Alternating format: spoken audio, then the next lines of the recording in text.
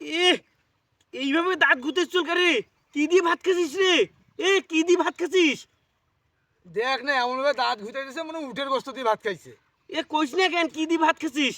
প্রায় গোস্ত রে, প্রায় গোস্ত। পেরাই গোস্ত আবার কি রে? পেরাই গোস্ত কি রে? প্রায় গোস্ত কি সেটা তো কভার পাইম, কিন্তু ওটা সত্য আছে। হ্যাঁ সত্যটা হচ্ছে তুই হয় মোক এক ধরনের বই লিখে দিব, হ্যাঁ। আর নাহলে 20 টাকা দিব, তাইলে কইম প্রায় গোস্ত কি। কি দিয়ে ভাত খাইছে দেখি ওটা সন্মতে গিয়ে ওকে একদম মাটি লাগিয়ে দেওয়া লাগবে, 20 টাকাও দেওয়া লাগবে। কইস না কে পেরাই গোস্ত কি? কইস না কে রে? টাকা টাকা 20 টাকা। টাকা চাই ফিরি টাকা। টাকা 20, নাইলে কবার না। দে দে 20 টাকা দে। শুনবু যা 20 টাকা 10 টাকা নেই।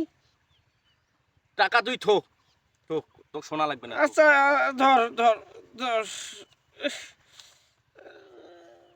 দে। কখনে পেরাই গোস্ত কি? সবুর কর, পাগলা হচ্ছিস কেন এত? কইম তো, এলাই তো কইম। পেরাই গোস্ত কি?